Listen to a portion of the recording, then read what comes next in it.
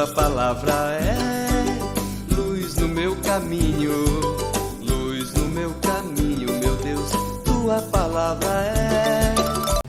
Caríssimos irmãos e irmãs, que bom te encontrar neste domingo, dia do Senhor, e poder juntos estarmos rezando, meditando a Sagrada Palavra de Deus.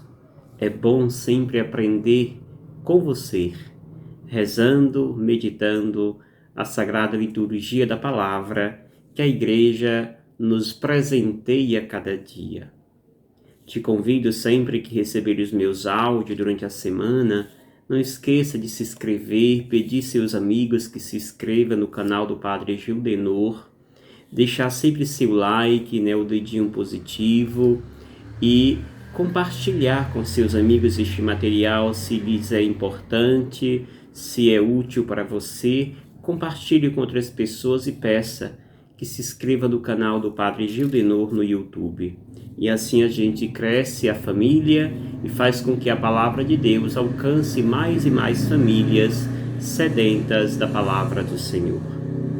Hoje, neste 13º domingo do tempo comum, a Igreja, na sua liturgia da palavra, nos chama a meditar sobre a vocação ou o chamado que Deus nos faz. Cada um de nós foi chamado por Deus, sentiu ser impelido por este chamado que o Senhor nos fez. Pelo batismo, todos nós fomos chamados a sermos cristãos. E alguns outros são chamados para uma vocação específica. O sacerdócio, no meu caso, os religiosos e religiosas, ministros consagrados do Senhor, que são chamados para um trabalho, uma missão, um serviço específico na Igreja. Mas todos nós, homens e mulheres, fomos chamados por Deus para uma missão sublime, ser santos neste mundo, apresentar Jesus às pessoas com nosso testemunho, com a nossa vida. A leitura primeira que hoje nos oferece a Igreja, 1 Reis, no capítulo 19, a partir do versículo 16, mostra a vocação de Eliseu, que tem como modelo sua vocação, a vocação de Elias. Elias, que tinha passado por alguma dificuldade no seu ministério, e agora é hora de fazer um sucessor. E Deus impele Elias de buscar alguém para continuar o seu ministério, continuar a sua missão. E Elias vai então ao lugar indicado por Deus. Ali encontra Eliseu conduzindo o seu rebanho, e então Elias chama Eliseu, lançando o manto sobre Eliseu. Interessante que aqui suscita neste chamado de Eliseu duas coisas importantes. Primeira, a decisão radical de seguir a Deus. Eliseu, ele demonstra ter pressa para seguir a Jesus, para seguir a Deus Javé. E aqui diz, por exemplo, aqui no versículo 20, quando vai dizer: deixa-me primeiro ir beijar meu pai e minha mãe, depois te seguirei. É novidade no Antigo Testamento, pois não era comum o discípulo deixar a família, mas levava consigo, como fez Abraão e tantos outros patriarcas. Aqui, Eliseu está dizendo que vai deixar até a própria família. Se beijar os pais, beijar o pai e a mãe, é dizer que vai se despedir. Portanto, Eliseu está mostrando uma radicalidade nessa nova modalidade de ser chamado, seguir a Deus Javé. A segunda coisa que surge e suscita neste chamado de Eliseu é a radicalidade naquilo de deixar tudo que me pertence agora, para a partir de agora assumir uma nova vida. Eliseu faz um banquete com os seus familiares, seus parentes, antes da sua partida, e ali diz então que ele mata o boi cevado, usa a madeira do seu campo, da sua casa, para dizer: estou me desfazendo de tudo para seguir a Deus. É isto que nos ensina a leitura primeira. A radicalidade do seguimento e a urgência de fazer este chamado acontecer. Eliseu não hesita, não bota dificuldade, mas prontamente responde: eis-me aqui. E então vai e segue, e vai realizar exatamente a missão que Deus confiou a Elias, será agora cumprida com maestria a missão, o ministério de Eliseu. O evangelho que nós meditamos hoje é Lucas capítulo 9, versículos 51 ao 62, que diz: estava chegando o tempo de Jesus ser levado para o céu. Então ele tomou a firme decisão de partir para Jerusalém e enviou mensageiros à sua frente. Estes puseram-se a caminho e entraram num povoado de samaritanos para preparar hospedagem para Jesus. Mas os samaritanos não o receberam, pois Jesus dava a impressão de que ia a Jerusalém. Vendo isso, os discípulos Tiago e João disseram: Senhor, queres que mandemos descer fogo do céu para destruí-los? Jesus, porém, voltou-se e repreendeu-os. E partiram para outro povoado. Enquanto estavam caminhando, alguém na estrada disse a Jesus: eu te seguirei para onde queres que fores. Jesus lhe respondeu: as raposas têm tocas e os pássaros têm ninhos, mas o Filho do Homem não tem onde repousar a cabeça. Jesus disse a outro: segue-me. Este respondeu: deixa-me primeiro ir enterrar meu pai. Jesus respondeu: deixa que os mortos enterrem seus mortos, mas tu vai anunciar o reino de Deus. Outro ainda lhes disse: eu te seguirei, Senhor, mas deixa-me primeiro despedir-me dos meus familiares. Jesus, porém, respondeu-lhe: quem põe a mão no arado e olha para trás não está apto para o reino de Deus. Palavra da salvação. Glória a vós, Senhor.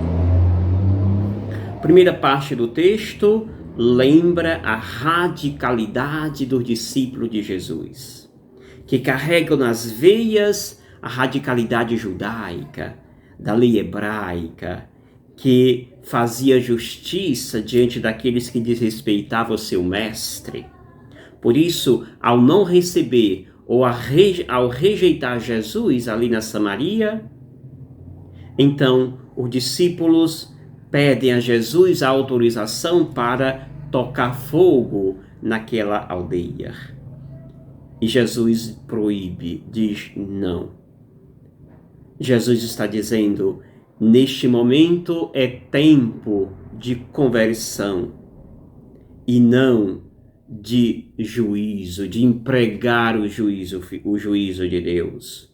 Ou seja, Deus não veio a este mundo para mostrar o seu poder, seu autoritarismo, mas Deus veio a este mundo mostrar o seu poder de amar, mostrar o seu amor. É isto que nós celebramos na festa recente do Sagrado Coração de Jesus. Deus veio para amar.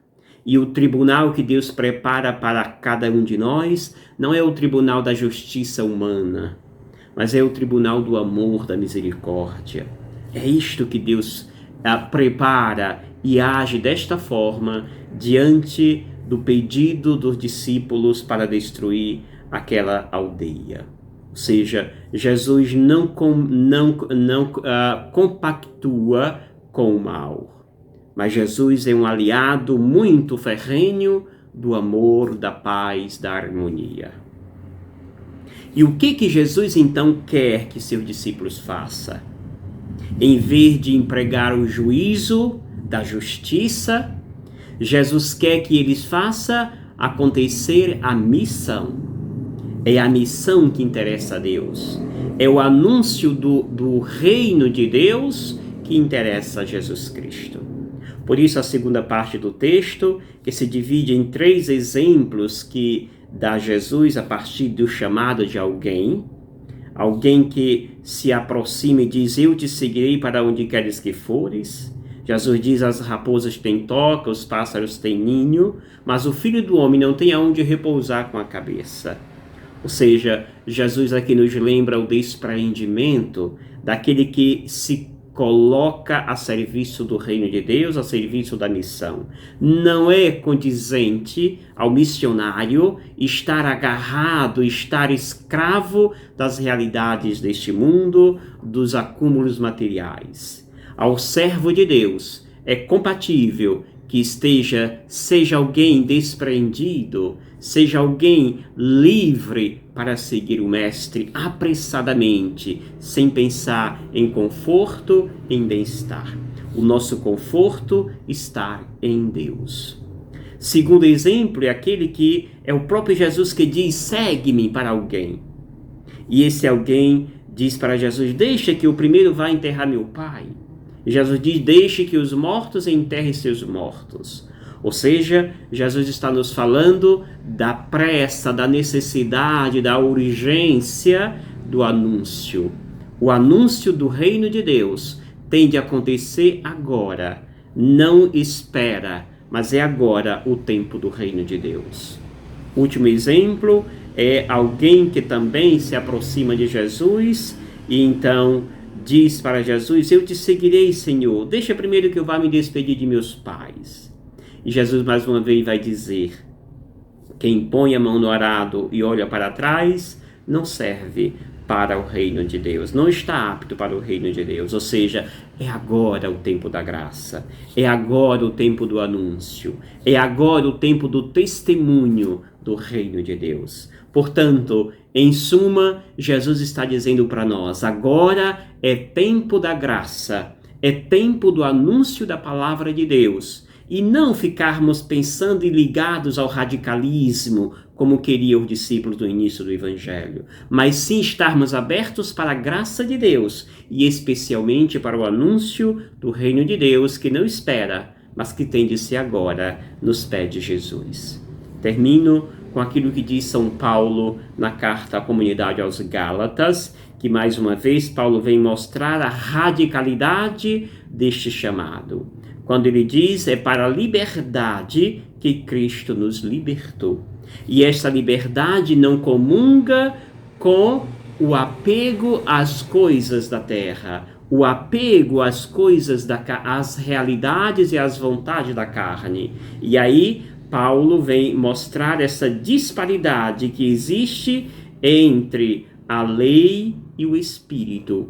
Ou seja, entre as realidades deste mundo e os frutos do Espírito Santo de Deus. Ou seja, Paulo quer que nós fiquemos com os frutos da graça, com os frutos do Espírito Santo. São os frutos do Espírito Santo que nos leva, que nos faz estar ligado à plenitude da graça de Deus. Portanto, caríssimos, se queremos ter clareza do chamado que cada um de nós tivemos, e se queremos dar ênfase a este chamado, comecemos a rezar esses textos de hoje, da primeira leitura, do Evangelho, do Salmo e da segunda leitura. Jesus quer simplesmente que nós vivamos sempre voltados para Ele e na clareza de que o reino de Deus tem pressa para ser conhecido, anunciado e testemunhado por cada um de nós. Por isso, ó Senhor, sois minha herança para sempre, diz o salmista de hoje. Que o Senhor possa nos abençoar neste domingo, esta semana, e assim, repleto da graça de Deus, possamos pedir a Ele a graça para bem servir e especialmente anunciar ao mundo inteiro. Que o Senhor te abençoe. Em nome do Pai, do Filho e do Espírito Santo. Amém. Gratidão. Obrigado, Senhor, porque és meu amigo. sempre.